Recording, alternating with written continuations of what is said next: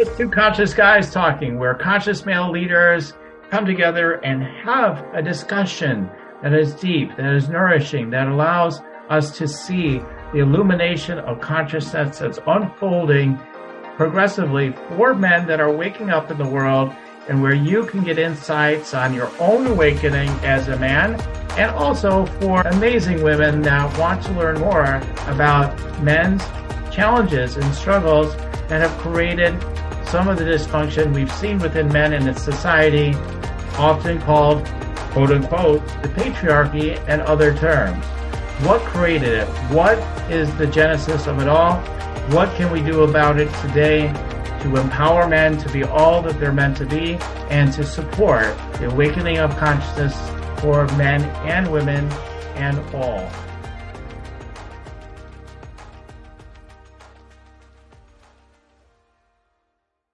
Jon, hey, it's great to be with you today. It's been a while since we've chatted, and you got your two awesome, I don't know, are they guitars? Are those both guitars or no? They are. That's my acoustic and electric. Yes, I do play them, and not just for show.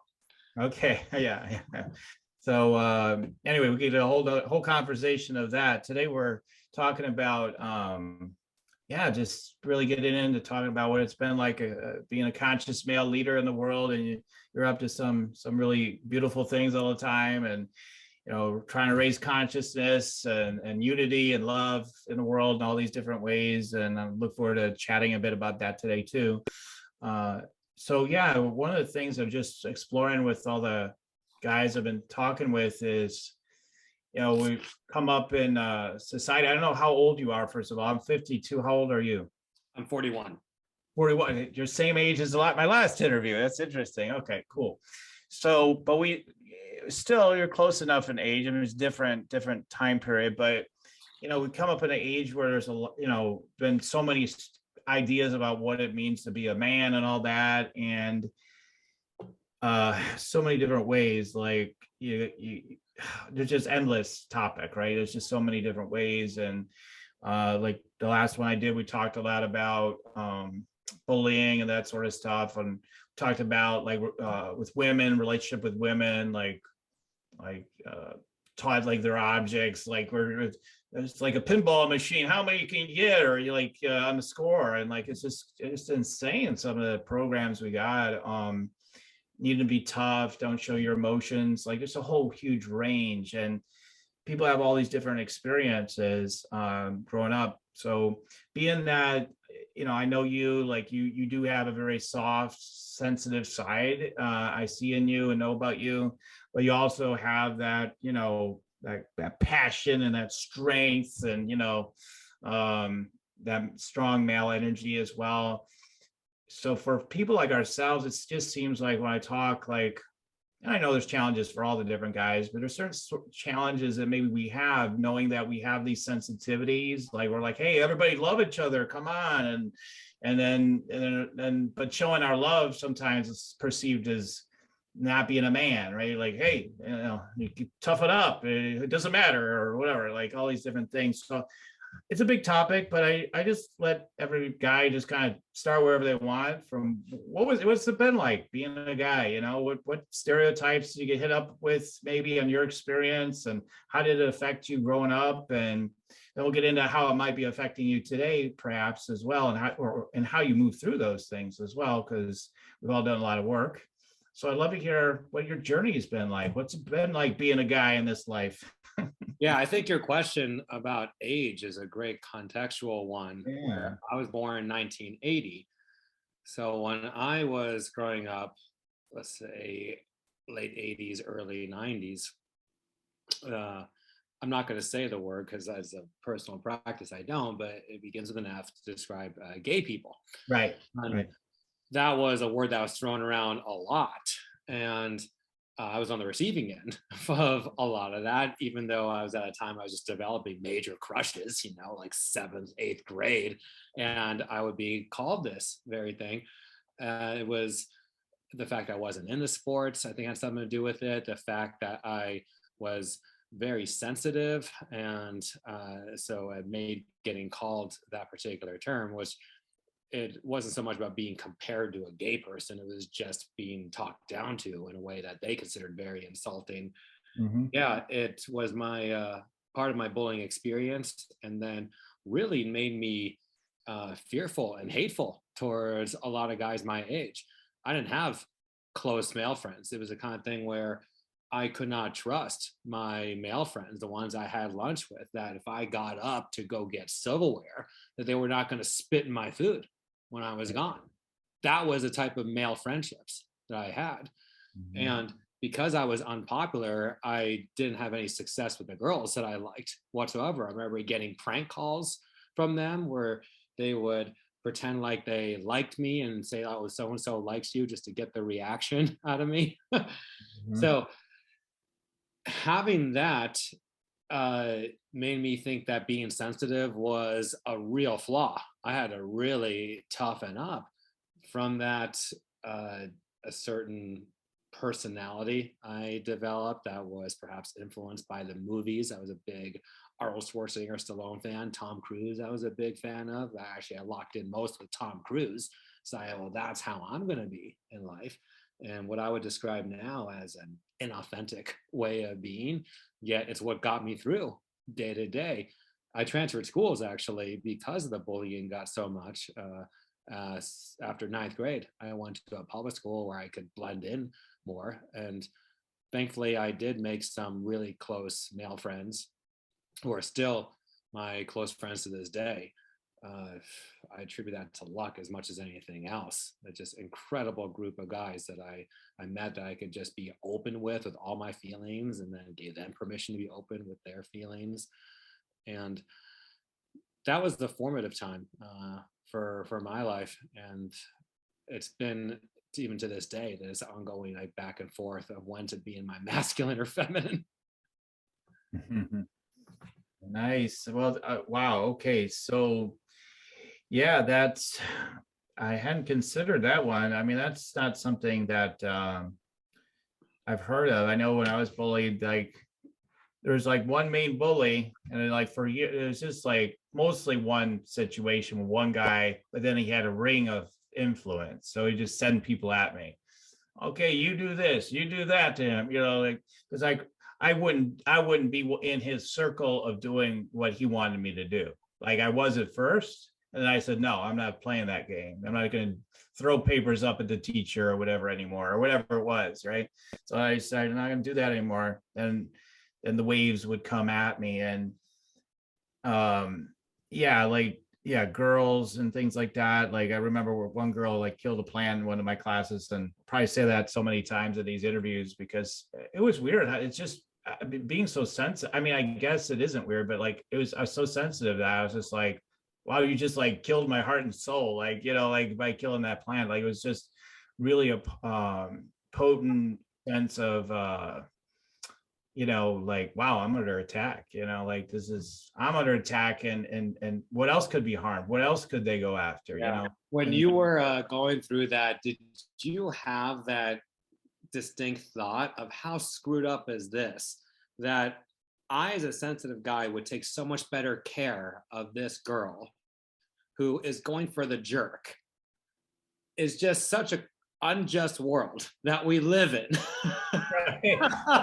What kind of upside down reality is this? Did you have that thought?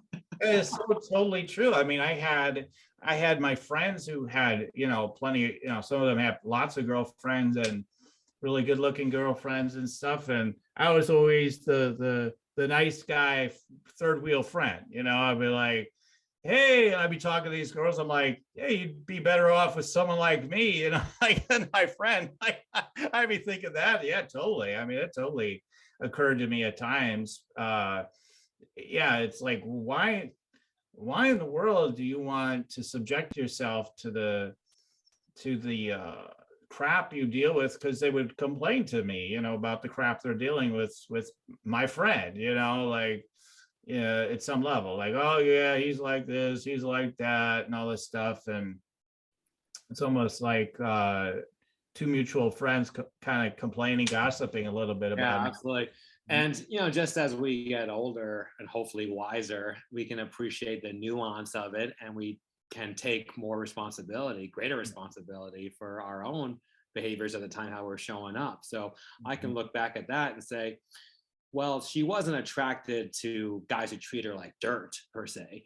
She was attracted to guys who had confidence, who didn't care what people think, who were not caught up with their insecurities the way that I was at the time.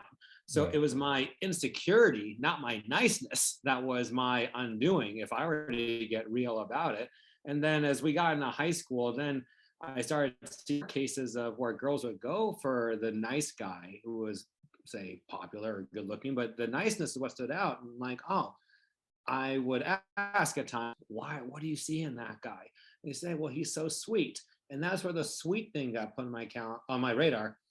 And I thought, okay, that could be an area, because by then I was trying to be more like a bad boy. I could cultivate trying to flip the bad boy mode, right? That's the nature of us, man. We just see things light and dark, good and bad, right? It's just one or the other, the binary. I'm not a nice guy, therefore I'm a bad boy.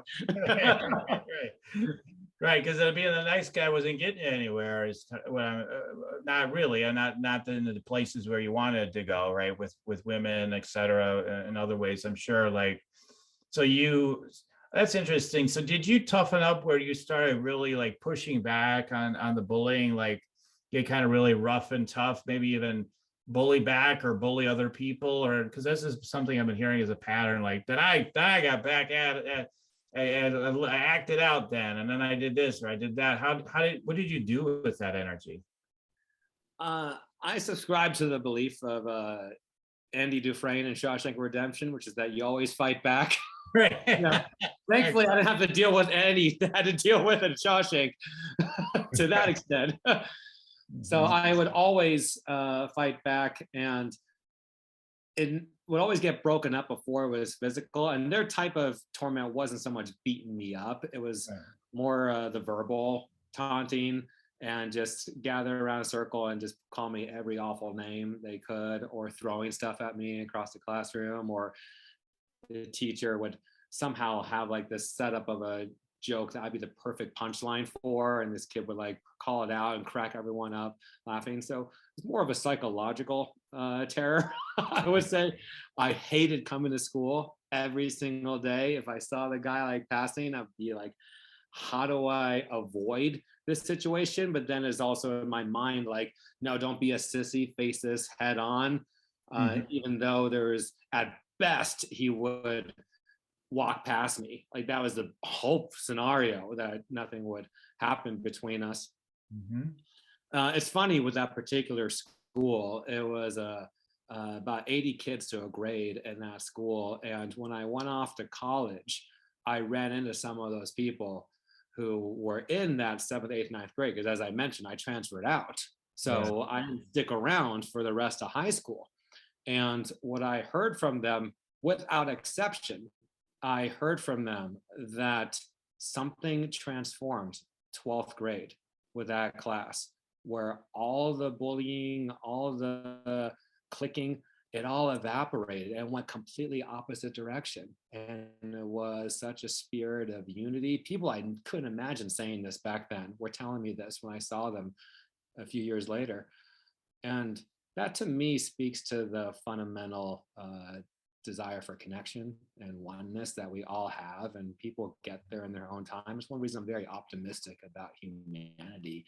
Whether it's Republicans or Democrats, vaccinated, not vaccinated, it's all transitory. These conflicts, this is not fixed. At our heart, at our core, we are all connected. We will get there. You know, hopefully we don't kill each other first. I'm very confident we're to get there. Oh, we got there. There's peace on earth. Hey, oh, wow. Yeah, I mean, it does get pretty wild, doesn't it? Yeah, and I mean, for me, like as you know, again, this conversation promised to be tangential to some degree, so I'll just go there. Like as a kid growing up, like I was already aware that for me being white, and you know, like I was like, I'm already so privileged. I'm a guy. I live in a nice neighborhood, or a decent neighborhood. It wasn't the great neighborhood, but it was a nice neighborhood.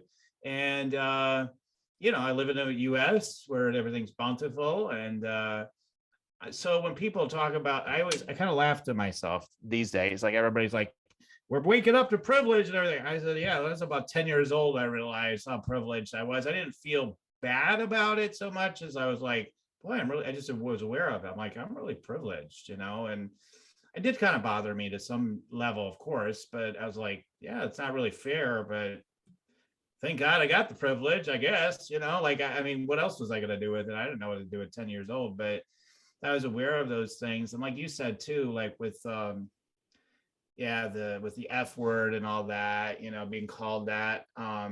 Because I didn't, I'm jumping around, but I wasn't dating girls. I didn't show a lot of interest in girls. Not that I wasn't, but because I had a lot of testosterone, like most kids do, right? And I just didn't trust myself. My sister had gotten pregnant and everything. I was just like, okay, I'm staying far away. I'm never going to be the guy that does what happened with my sister. Like he just walked away, I mean, so it was just like a total tragedy to me in that way. And so for me, like I would get called that, like I'd be like, well, you must be, you must be gay, like that was more of the word that was used. I guess you must be gay then. I'm like, yeah, no, but okay, that's what you think, whatever. It's hurtful. I mean, because I just didn't want to be perceived as what I wasn't. And there was a lot of, back then, even more so, it was very negative, it was very negative, the idea of you're gay, I will just say that.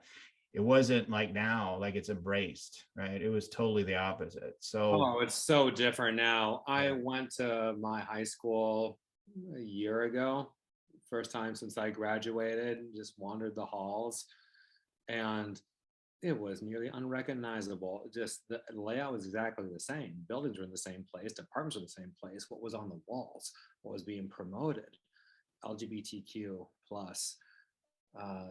The amount of diversity, encouragement, and acceptance was just really touching for me.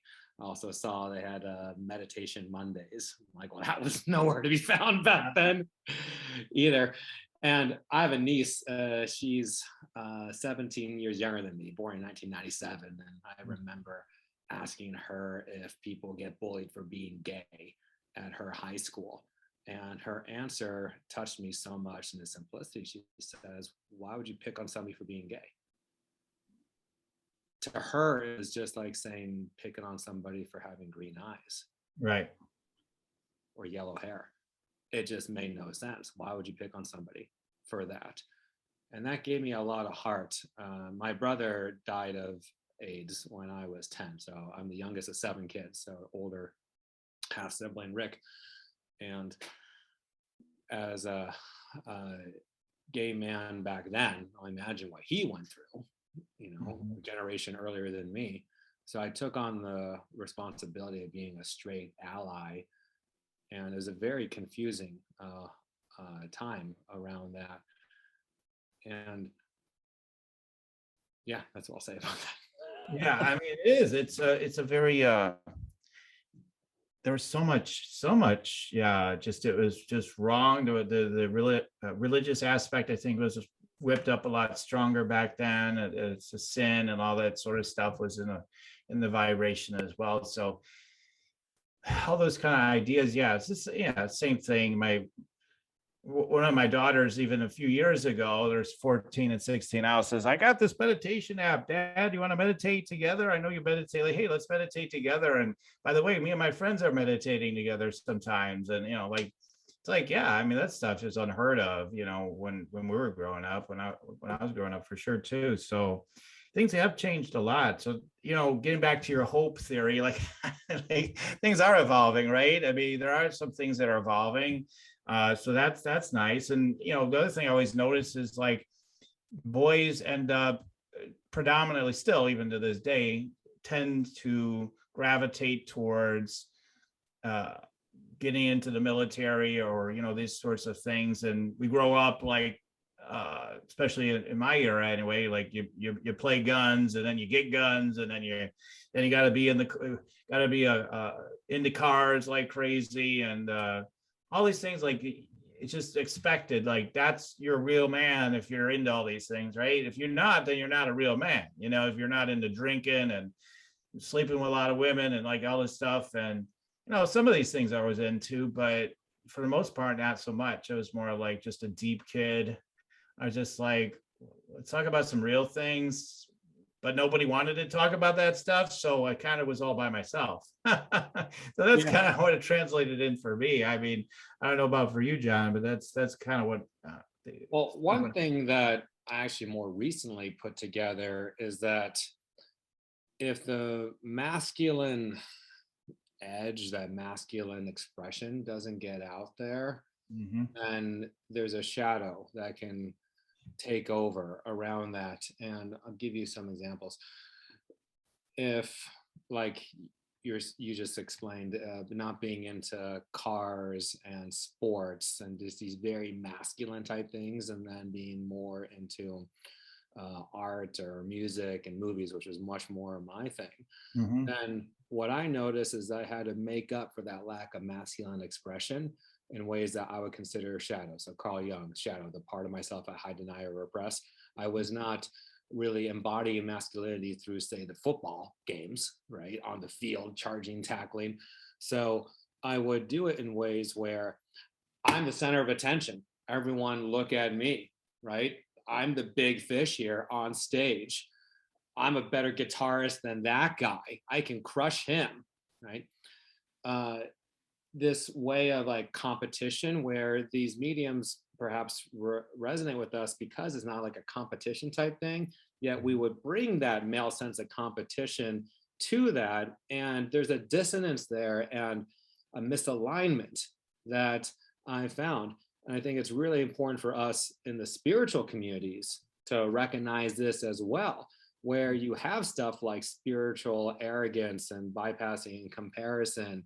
Again, it's like the ego like has to get itself out somehow, and the aggression. And when it's in the context of spiritual community, I think it's very toxic at times, and just unhealthy for the individual as well as whoever the individual impacts. So for that reason, I believe a workout practice is really important. I've been considering martial arts. For the very least, I'm going running every single day. That's what I'd use to like purge my system. I notice on the days in which I'm running, even more so than meditating now, which I also do, but the days in which I'm running, I'm calmer with every interaction I have afterwards than when I don't run and have that aggression release. Right. Right. That's awesome. I mean, for me, you know, it was even back when I was in high school, it was weightlifting. Now, I was actually really into weightlifting back when I was in high school. I actually was really into the feeling of it, the accomplishment of it, all that. So I was really into that. And then, you know, as I grew up, then I started getting into things like tennis and now, you know, I lift weights now. I'm trying to find my passion with weights again, but mostly I work out just to take care of my body, you know, just like, and to exercise that masculine energy, because I work with a lot of women. I'm in the spiritual realm a lot. Work, you know, I work very spiritually with people, and for me, the way I work with people a lot of times isn't super masculine. It tends to be a little softer. I bring that in certain things in my business, but probably could step it up more, to be honest. Probably will have by the time these interviews release, but yeah, it could be too much though, is what I've learned. Like maybe, you know, it's kind of a theory, but too much on the feminine side. Too much. Like remember, John, you'd have the unique experience of me in this way too. Remember, we were at that event out there in San Diego, and we were doing like I started talking really loud. I was doing a persona of being the one or whatever, and I was talking like preacher like. Remember that? And I remember you commenting on that. You're like, "Wow, that's powerful. Do you show up like that in your business?" Because I would have never expected that kind of energy from you, Daniel. And I don't know if you remember that experience. Do you remember that? Because I was like, that a Max and Jeffrey event? Yeah. I was doing kind of a comedic kind of thing, and like I was showing up really in stronger energy and everything, right? Yeah, I don't remember that particular incident yet. It definitely makes sense what you're saying. that there was this part of you that is perhaps in your divine leadership, and the sense that it was somehow perhaps not safe to show up that way. I mean, there's some stuff to unpack. Perhaps I know my own version of that would be, I'm a narcissist if I do that, right? That's my own self-talk, and then someone else, like, maybe because I have the self-talk, then I am manifesting that and others speaking of me. You're so arrogant, full of yourself, Jon. You're so either way, you're arrogant, right? Yeah. Why don't you give other people a chance, right? Yeah. And then I'm like, well, what about Marianne Williamson quote here, and like shine my light, inspiring others to do the same? Where does that fit in? Right. Yeah, I guess it depends on where it's coming from. If it's coming from a place of just beauty and expression, then it's no different than you just going on the dance floor and being you, right? As long as you're not whacking people in the face and stuff, why not? Have a great time. Act everybody over. Look how powerful I am. Yeah, but if you're doing it from a place of proving something, like, see, I'm not a loser. Yeah, watch this. Then the whole like putting you in check with the arrogance and just, hey man, just chill. Although it's questionable how much we can trust others. Like, watch me shred this guitar. Watch me shred this guitar. Yeah. But people are not reliable feedback sources because they got their own stuff and projections. So that's why having people really close to us who see our greatness, to me, that's a requisite of any criticism. I'm not going to listen to what you have to say unless you compliment the hell out of me. And that might seem weird to people. Yeah, it's a model that serves me, and I tell everyone else the same. There ought to be like a 10-to-1 ratio of like great things they say to you, about you. For every one thing they say, hey, you can work on this more. This is how I'm experiencing you. That doesn't work. That's negative. Right. Yeah.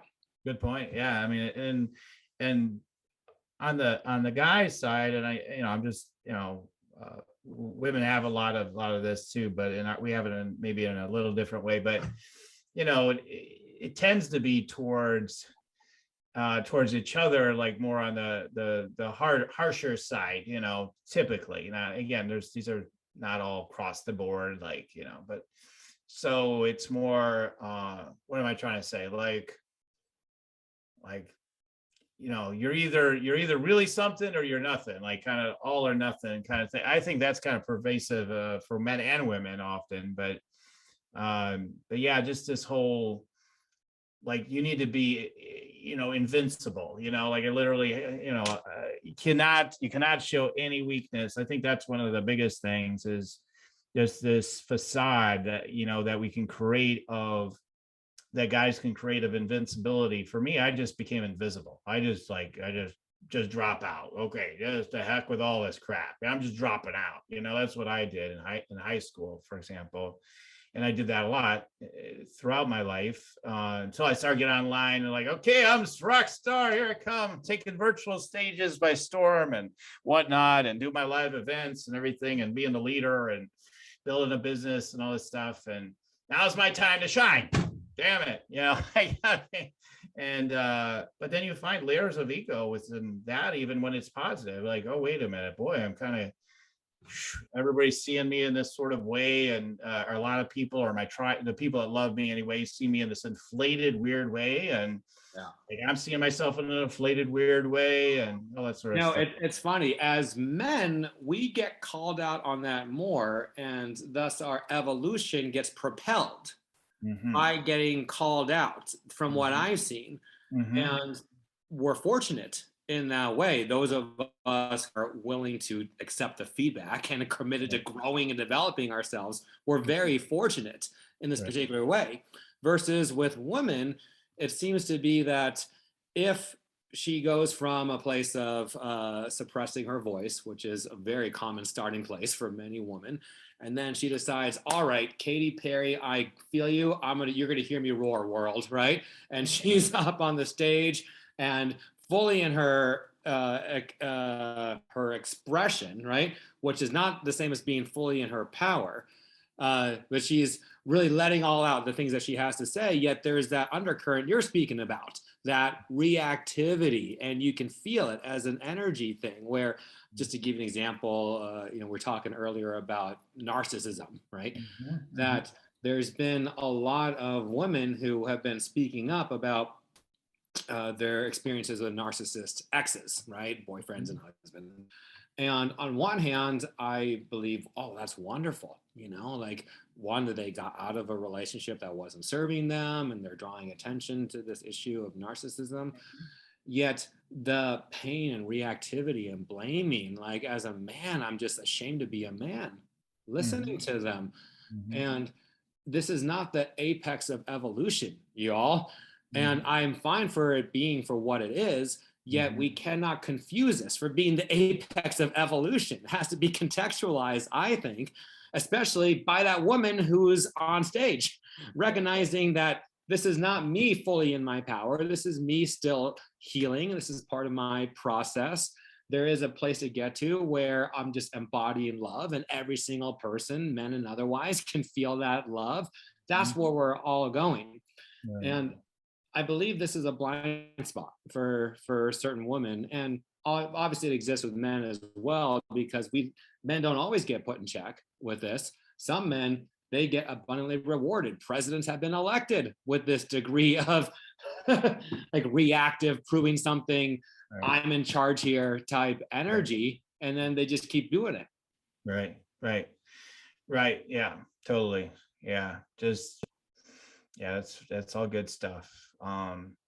Yeah, and yet it appeals to people, right? The strengths. That's the thing. It's like when you mentioned that, like, yeah, like it appeals to people. Well, look out, it's just like still some things haven't completely changed, right? There's still people like back in high school. There's a certain level of appeal. Wow, he's so confident. He just takes charge. Thank God, and people are just like, yeah, let's just go with what, man, he's clear. I like that. Let's go with what he wants. Just because you're doing some NLP, I know you've done probably lots of trainings, but you told me you're doing an NLP training. Like, that's to me an NLP thing. Like, kind of like, it's like just portraying this sort of strength, and you don't care what anybody else thinks. But the thing is for me, John, is I think, again, like when we talk about shadows, it's like, for everybody it says, but they're a narcissist. Look at the way they are and how it's not right. And yeah, but what's the shadow within you that actually you want to embrace more of, right? Rather than damning it, right? Like, look how bad that is. Like, okay, all right, I hear you, but what's that element within you that you want to step more into that? Just like when you were like, okay, fine, I'll be a bad boy, right? When you were growing up, like, well, not quite, but but there was something to that, right? Like, okay, we're trying to find our footing energetically. Like, there's like the sense of these embracing all these frequencies, right? Just really embracing them in the totality of fullness of who we are in so many different levels and ways, and yet we're all just emanate from the infinite, right? From that no thing, right? Of course. So, but yeah, it's interesting. There's so much reactivity to things that are going on. It'd be an interesting world if we, and then to embrace that, right? Embrace everything. But it's just, yeah, it's interesting. It's a wild ride. And I think the more we can embrace the wild ride, the more ease there is, and there's a little less reactivity to anything that shows up, because it's showing up for a reason, right? I mean, I think that's one of the things is when we're fighting against things, right? We're going to put an end to something, right? It's the kind of the common script. I think it's kind of a guy script mostly, but like, we're going to end this thing. That's it. We're going to end this damn thing. And maybe you do, but usually no. Like, it doesn't usually work, but sometimes it does, because the nature of life has so many different faces, doesn't it? And it's all calling our attention, and our feminine side or our present side or whatever you want to call it can take it all in and just be like, wow, isn't this really interesting? And then there's that part that's like, no, we need to do something about it, and it's all good, right? It's all good. It's all there for a reason.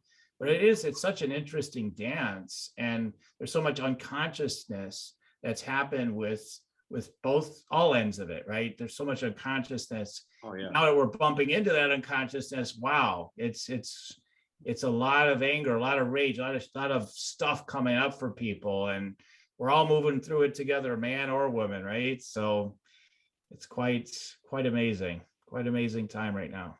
Yeah, we touched upon NLP. So one of the things that I got from it was catching myself when I'm using what's referred to as move away from language versus move towards language. So move away from language would be, I'll use in the context of One Soul Family, right? My organization, where I could say, we are committed to stopping loneliness, depression, suicide. The polarization has ripped this country apart, fragmented relationships all over this country. That's what we're putting an end to. Now, I could say all that, and then people would nod and say, oh, that seems really valuable. Yet the sense of expansion and inspiration is not really there, as much as if I use the move towards language, saying One Soul Family is committed to unifying humanity, where we all celebrate our differences, where we come together in a spirit of harmony, joy, where everyone can feel safe, regardless of who they are. Now, that's a world that's a lot more inspiring. Now, the thing that I come up against, I'm still navigating, is, does that sound like a eye-rolling kumbaya circle? Do I have to play the game of the move away from language? Because that meets people where they're at. And we know this, with marketing our services, that people oftentimes respond to pain more than pleasure. That's what gets them off the track that they're on, is that the pain gets so unbearable, thanks to us partly exposing just how painful that pain is, that something has to transform. And if we're doing our inner work, and those of us who are perpetuating this, I believe it's incumbent upon us to question how much it truly serves people, how this aligns with raising the vibration of humanity. There's a lot of people who do personal development, Dan, as you know, that are miserable, that their lives like don't work. And there's an element of, no matter where you go, there you are. And this constant sense of like, this is not it. My life should be better. I'm taking another program, another seminar. And partly, I believe, it's from this move away from language. We see it played out with social activism, with people saying we have to stop this issue, whether it's how Black people are treated, or gay people, or women, right? Just to use some bigger examples. And yet the evolution of that person's spirit never takes flight, not from that kind of languaging anyhow. And I would assert the progress that's available isn't quite there. So this collective shift in consciousness and just operating that Mother Teresa vibration. I will not go to an anti-war rally. I will only go to a peace rally. Martin Luther King, I have a dream, right? Nelson Mandela, Ubuntu. A person is only a person through other persons, right? That sense of unity is where we embody it. And then if someone doesn't quite see it, to greet them with love and compassion. And this requires a level of trust and dedication. And thankfully, we have leaders like that to look to as role models. Yeah. I mean, I think there's room for all of it in some ways, right? But yeah, the limitations of being like, let's put an end to things and all that sort of thing. And, this can't be anymore. And I always laugh too, that people think we're like, whatever it is, like right now, like there's an evisceration sense of the, well, certainly of the toxic masculine, is the idea anyway. And I question whether we're really doing that sometimes. Like, it's being exposed. I don't know if we're really moving away from it, when I feel like, call it whatever you want, toxic, feminine, masculine, whatever. There's a lot of tough ass language and energy that goes on. So are we really moving out of toxic masculine, or whatever you want to call it? I don't know. Depends on how you want to language everything, but it's being exposed at least, and we're becoming more observant and seeing it, right? And that's the to me is the softer side, the eyes of the divine, or sometimes we associate that with the feminine or whatever. Like we can feel it, we can see it, like, but there needs to be more compassion, more love, more inspiration is what I'm hearing from you. Why don't we move more towards inspiration, more move with and towards, right? Rather than constantly. You see how tricky it is, Daniel, where I could say in my own move towards languaging right now, say that the problem is that there's too many labels out there, that we have people labeling the others as toxic masculine, Right. as the amount of like disorders that have labels now: NPD, narcissistic personality disorder, BPD, like bipolar and borderline. So with all that out there, right? Yeah. Separation out in the world. See, I'm doing it right now. Right.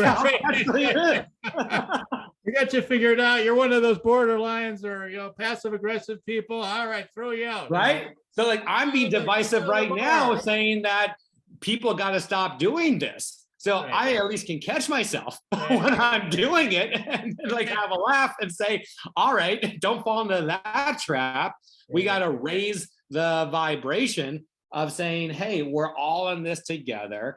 Labels can be used now and then, as long as it's in service of unifying. Like pause before we use any kind of label, toxic masculine or otherwise.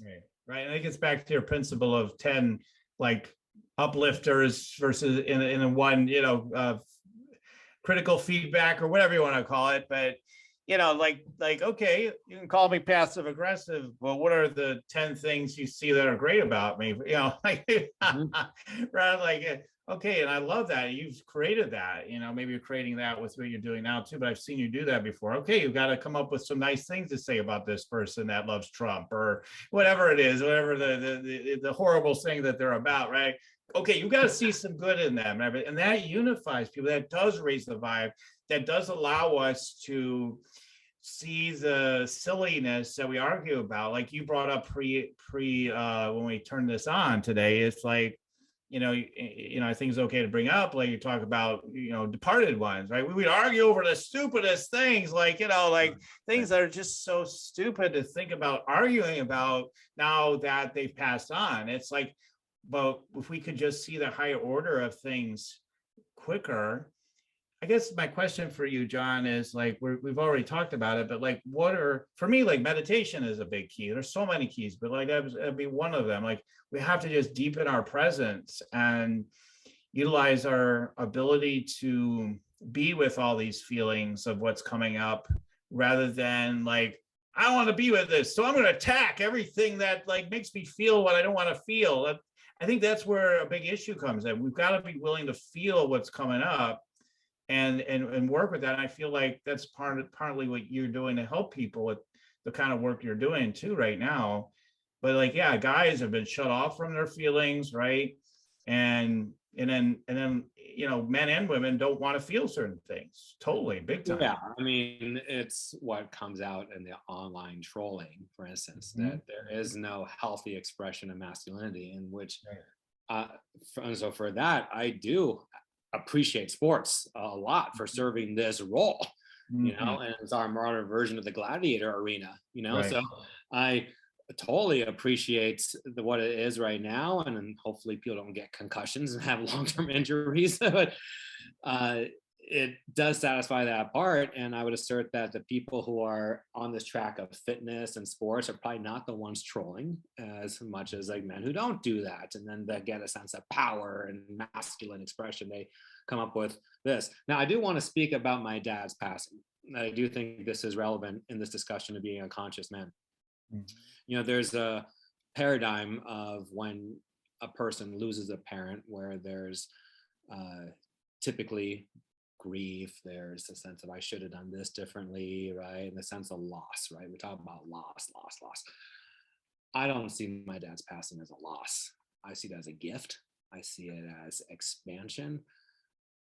I feel closer to him now than I ever have. And it's part of my own evolution. That's one reason I use the word gift. Now, do I miss going to the movies with him, having dinner with him in person? Yeah, of course, right? Yeah, even then, I wouldn't even use the word miss so much as I'm really grateful we had those times together, right? Missing it is arguing with reality. He's not here to do those things. Now, I could miss all day long and get sad. And what's that going to accomplish? Having gratitude. Well, that's an energy of love. Gratitude all day for those times with my dad, in addition to the multitude of lessons that he had. The fact he stayed with my mom for 45 years and showed me how I was a woman.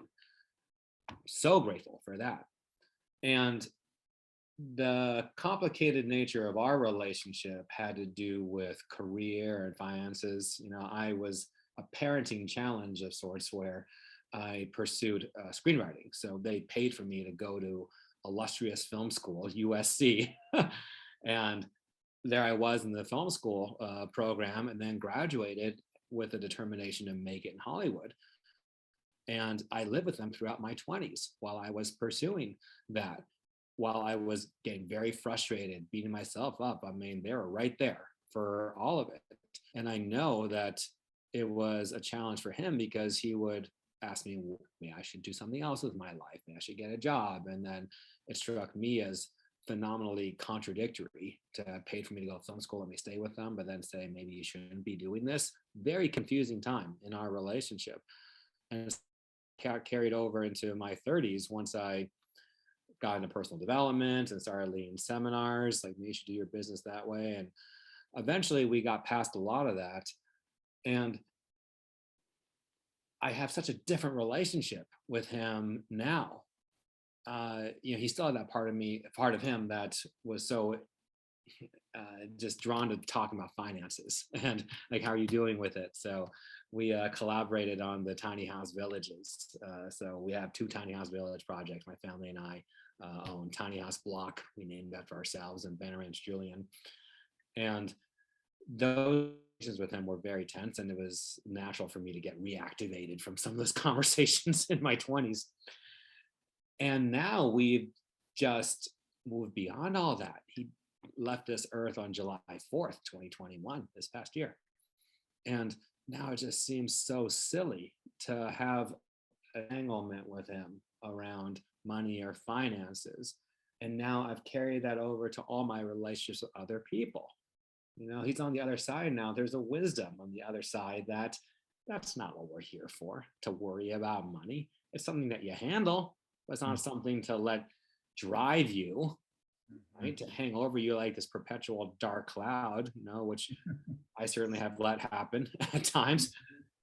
So now there is no dark cloud around it. It's something you handle, something you take care of. You know, I don't let washing dishes hang over me like a dark cloud. I just handle it. Well, money works the same way. Business works the same way. And it's been a lot more empowering and brought out the best in me. And I just really believe that you can frame the death of someone close to you any way you choose. I would encourage anyone to take something that monumental to experience it as a gift. Oh yeah, totally. I mean, I think with fathers often with their sons are like, you know, provide for your family. Let's get going. I know I didn't have that with my dad so much. He was more hands off, I would say, in that regard. Just like, hey, I know you're gonna be fine. You know, so that was a gift. That was one of the gifts of my dad. Was I didn't get that with him, but you know, there's things, you know, we all have our different paths with our parents and things, you know, we wish we're different and all that sort of like, yet it is what it's meant to be for us, right? There's so many gifts that we get from whatever the experience was, like, just like, wow, that is so profound. And, but yeah, dads often, I think, from what I've seen, is like, will impress upon their sons, like, you got to grow up to be a man, you got to provide for your family. And so there would be an extra energy, like I see it with my father-in-law, when he's heard at times like, wow, you guys actually really have some financial issues. He's constantly asking about, how's the business going? How's the money going? And if there's ever was times when he didn't hear it was going that well, maybe it's time for him to get like a couple of jobs on the side, and because that's what he did, like that's how you provide, and but the onus is on me. It's not like he's saying, well, I think his daughter should go out and do all this work, but it's on the guy. It's like it's not even a thought. It's just, oh, he should do more maybe of that, and it's interesting. I wouldn't say that's again universal, but there is a lot of that energy on men, like you got to be the one to provide. You should be the one to provide. And there's a lot of situations where it's not that way. Like my family, my mom was more the provider ultimately. My dad did first, then my mom took over that role. And so there's a lot of different examples, but I think as a society, that imprint is there of you're the guy, you got to make it, you should make it. So even if you're not the provider, I pretty much guarantee not every guy, the guys that are woken up, I know not as much, but guys that aren't making the money their spouses are, they're sitting there thinking, man, I should be more of a man, like somewhere inside their psyche. I bet most guys are thinking that. But, well, it's a confusing time, no doubt, yeah. between men and women. I listened to a podcast recently where they gave this example that if there's 10 men and 10 men and 10 women got shipwrecked on an island, what would they do? Well, what's predictable is that the 10 men would go out and hunt for food while the 10 women would establish the base, right? And make sure that was taken care of. So when the men came home, that they had what they needed, right? To be taken care of. And then like the men would go out and provide, basically.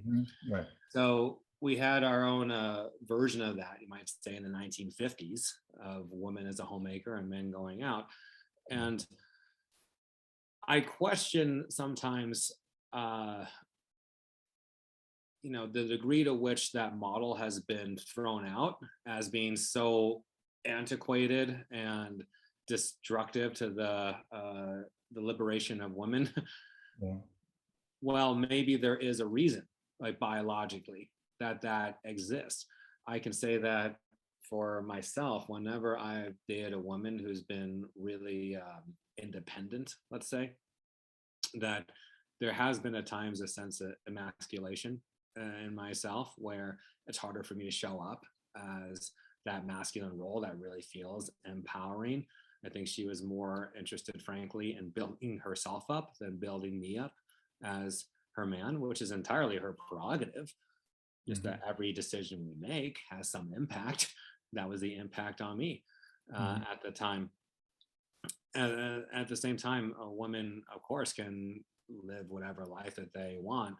It's just recognizing that there's an impact on men, and then to not invalidate men for saying, I'm having the experience of being emasculated right now, and I'm a little confused.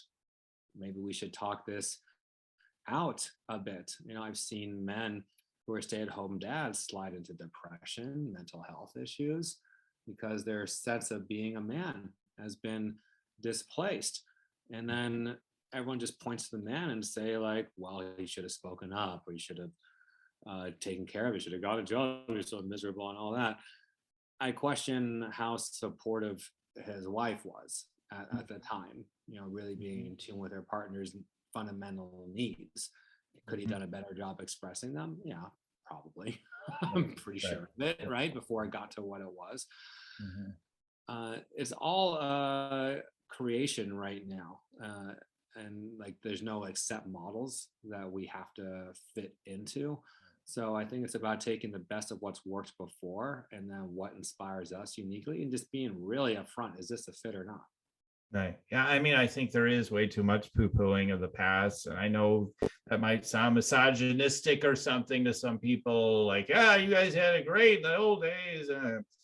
I don't know. Is that so great, the old days? I mean, then again, it was great in certain ways. I think, I mean, from my perspective, I think everybody's entitled to their own opinion too. But for me, we achieved a lot as a society. I mean, Jordan Peterson has spoken about this. Yeah. How quickly we rose from, say, the end of the Civil War to the 1950s, what we accomplished during that time, how much wealth was created, how we emerged as a superpower that we were in those 80, 90 years. It's astonishing what we accomplished, and this structure had something to do with that. Yeah, and families, I just have to say it. I mean, we all run into situations where divorce happens and all those sorts of things, but the strength of family is a huge power for wealth, for prosperity, for well-being in society. And I think, that's something that did get eroded. And I think that is part of where we need to, again, take another look. What wants to change there? How can families be stronger, and yet not be in some relationship that doesn't work for us? I do know that I'm certain of this. There are cases where people are married and they could stay married, but they just, for whatever reason, weren't able to work. And I say this with sensitivity, John, knowing you've had a divorce and whatnot, that's fine. But it's just, there are cases where, if both sides were willing to work through what was there, it is possible for this relationship to get even stronger. And sometimes it just doesn't seem like it is possible, right? And that's what leads to divorce. And there's lots of causes of divorce. Okay, I'm not judging it at all. But I'm just saying, like, there's a lot more opportunities with people to work through things in relationships. And I think sometimes we give a chance to. I think it got so fashionable or expedient or whatever, sometimes to just drop it, like, oh, okay, I'll just get a divorce. And I know you didn't do that, but like, I'm just saying, like, sometimes that's happened, and it's like something to take a look at. And I think, like, some people, I've told people, like, you should drop your spouse. Don't get me wrong. I'm not in this, like, staying married forever, no matter what happens. I think everything's fine, but it's just, I do feel that there's that strength of family is something that's really important. However it gets created, it's huge. So anyway, we could go on and on. John, any last thoughts or reflections on anything? I know that was, maybe I threw a little bit of a bomb in the room on that one, but what I know about long-term relationships is that if two people want to love each other, absolutely they can. Yeah, you can do that with any two people. Right. So as long as that desire to love one another is there, then what a privilege that you get to work on that with someone and create that day after day. In my case, my wife was clear that we were complete. Mm-hmm. I was clear that I wasn't gonna convince her or anybody to stay with me. Mm-hmm. I can't relate to that at all. I want a divorce. Well, you can't have one. My God, psychopath! What kind of response is that? Jeez. Yeah, well, you're staying with me no matter what. Well, that'd be assertive. Yeah. You think that's going to be good for either one of you? So I'm very optimistic about long-term partnerships, and what an opportunity to really discover what love is on such a deep, profound level. It's funny. Someone said, "John, you're a hopeless romantic." I don't like the term hopeless. I'll just say I'm a romantic. Yeah. I like that. Yeah, you are. You're an idealist, romantic kind of person, but you know what I mean. Like, you've got that vibe in you, and that those traits. So it's beautiful. I think it's really beautiful. And just to be clear, during this time, I just have to make this statement, because what we were saying before might have triggered people. Of course, a lot of this is going to trigger people, but of course, there's been horrible abuses towards women, and horrible things have happened, and women have needed to shift and change, and men have too, big time, and all that stuff. There's accountability, on both ends, big time, and all that stuff. So totally that. I don't want anybody thinking I want everybody living back in the 50s with all the issues back then either. But I just wanted to point to, hey, why can't we honor like some of the amazing things that have happened in our past, rather than demonizing the entire past of anything, rather mind the gifts of it, and also see where the growth can be, given that we have had that history in the past. That's all I was trying to say before. Yeah, Yeah, I feel like you and I are on the side of reason, of sensibility, of unity, of wisdom. That's what we are, pro wisdom. So that means taking the lessons from the past, looking at our own behaviors, taking 100% responsibility, showing up as best we can, not letting things get to us, let things slide as much as possible. These are some of the qualities of wisdom. And that to me is a much higher vibration than what we see a lot of the time out there, which is reactive or finger pointing. And see, again, I'm using the move away from language. See how easy it is to slip right in. You don't want to be like that. You can't get away from it, John. Our brains work, right? But I am catching myself, which I didn't do before. So anyway, but this was really an incredible conversation. I really appreciate you, John, and your love and your wisdom, and so many great things to share, but also being willing to share vulnerably things that you've experienced in your life. And I just want to honor you and thank you so much for everything. Thank you, Dan. I really appreciate you putting this together and honoring each of us on this journey. Each of us meaning we're all team human. So this is a celebration of humanity. Thank you for listening in to Just Two Conscious Guys Talking, where our mission is to impact millions of men ultimately to deepen their awakening by examining their consciousness of what's been unfolding for them with male stereotypes and programming that has allowed them to have opportunities to evolve during these times. It's an exciting time to bring more love to men and women around the world, and we are grateful for you tuning in today.